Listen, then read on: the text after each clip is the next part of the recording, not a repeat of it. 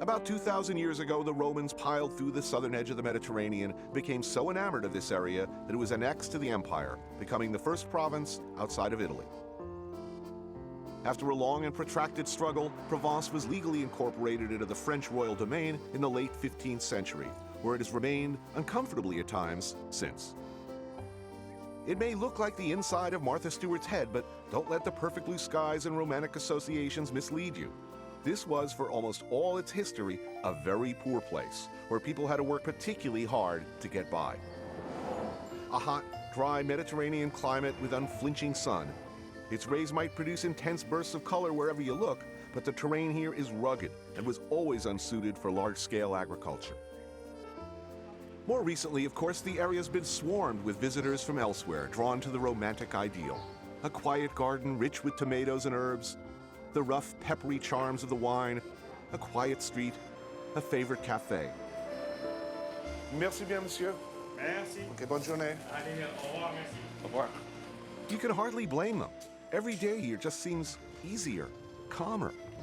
The driving ambitions and routines of the outside world seem quickly to fall away, replaced by another routine.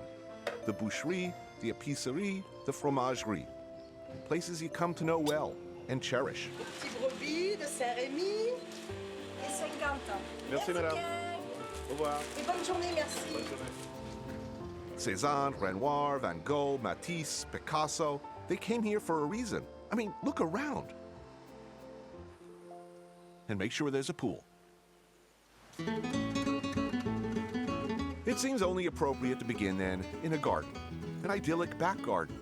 Early afternoon, an old stone house, here in Saint-Rémy, right in the heart of Provence. A scene that seems to repeat itself in various versions again and again. You can't help thinking to yourself, it does look like this. So from one family to the other, you will never find twice the same taste. Everybody does it differently. Absolutely. Santé.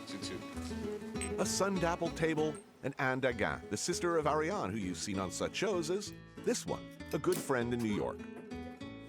This is Anne's cousin Jeanne's house, where I'm investigating the magical forces around the iconic Provençal dish, aioli.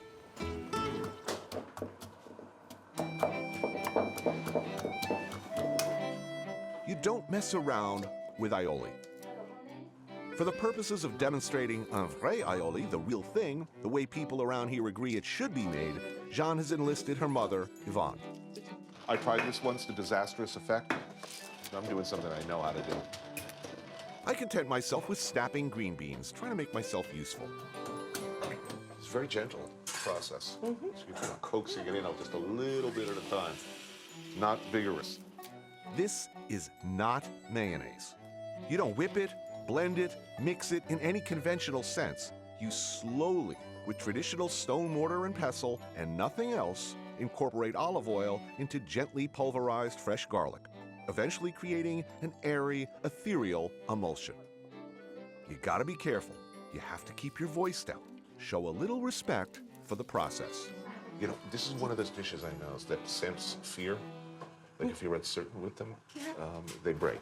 Yeah, she wanted to do it inside because today is windy. You're supposed to do that in a quiet place. And if it doesn't stay, right, she will say, I'm sure, that it's because we have too many people around. I quickly get the idea that I will not ever be making this dish for the home team around here. Ideas are too fixed and settled as to what's a real and sufficient aioli. For me, it's a lose-lose situation I try and make this stuff. It's like cooking your mom's meatloaf for you in front of your mom. It ain't gonna work. This is classic poor people food, or it was. It's classic of Provence because everyone was poor in Provence. Carrots, green beans, potatoes, fennel. Simple and traditional. Back in the day, if you were rolling in dough, you maybe sprung for some salt cod, maybe a few whelks, but these were luxuries few could afford regularly. Usually, it was just vegetables. Provence, in fact, probably has the most heavily veg-oriented cuisine in France, because, frankly, they were also broke-ass back in the day. And it's one of those recipes, when you read it, it doesn't thrill you, you know? You put vegetables in water, and you've got cut fish and eggs. Doesn't look fancy, but when you eat it... There is no way to communicate in a recipe what's going on here. Aioli straight has got a sharpness and a bite that at first takes you by surprise, but once you start slathering it on your vegetables and fish, it all makes perfect sense. Aioli is definitely not mayonnaise. I get that. I see that. But it is a sort of magical emulsion. And the sauce by itself is kind of mythic now, because so few people know how to prepare it the right way. Some more wine, a digestif or two perhaps, and then it's time for a nap. Une petite pause, I believe it's called. Nothing to be ashamed of, actually more like a de rigueur thing. Retreat to the shade of an antique circus carriage, lay out in the back, drift gently to sleep, buffeted lightly by warm, early summer breeze. The smell of lavender, anise perhaps, a hint of garlic in the distance.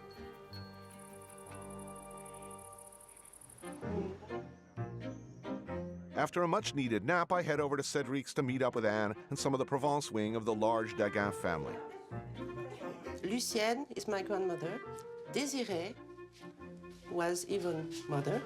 And my grand-aunt, Paulette, she was the queen of bouillabaisse. Oh, really? So I cannot eat bouillabaisse from...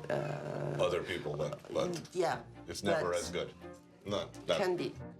There's something of a dynasty, the Daguin. Anne and Ariane's father, André, a towering figure in French gastronomy. They're associated in most minds with Gascony, but they have deep roots in Provence as well. There's you. There's Ariane, of course, who And Arnaud. I know well, and who I named my daughter after. Arnaud, your brother? Yes. And Cedric, you had breakfast with. And Cedric, where does he fit into this? You remember the woman who made the aioli? Yes, She's the sister of Pierre. around here. That's here. Yvonne is here. Yvonne. Yvonne. Okay, I'm kind of keeping up. Yeah. And so, many more generations back, all either in the restaurant business or the food business. There is butchers, bakers. What about your father? Was he a product of that generation where it was you are going into the business? His mother said, please don't go into the business. I was going to guess that. A typical Provençal snack of bread and tapenade. Tapenade is a simple paste made from olives, capers, anchovies, and olive oil. Bonjour, monsieur.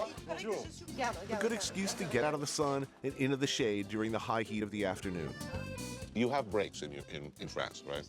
When you say breaks, it has to do with you allowed. When for us, it's just natural. Ça. Santé.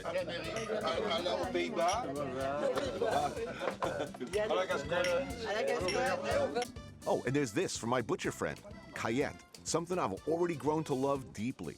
Basically a terrine or pâté made with pork belly and shoulder, a bit of liver, herb, and Swiss chard. In this part of France, one must show the flag and drink Ricard. It's what one does, the way one announces to the world that one is a proud Provençal. Ricard is the local version of pastis, appropriate for any time of day, a kissing cousin of absinthe, drunk simply over ice if one chooses. I'm beginning to get a serious liking for this stuff. Since I've arrived, it's Ricard, again and again. What's with pastis? It's true that it's refreshing. That's true. It's true that it helps you digesting. True. It's also true that it's a way of saying that you know the habits from here. Right. Very By important. ordering it. So the answer is, I mean, really, because this is the way it is. Les catholiques, les athées, tout le monde boit la même pastille.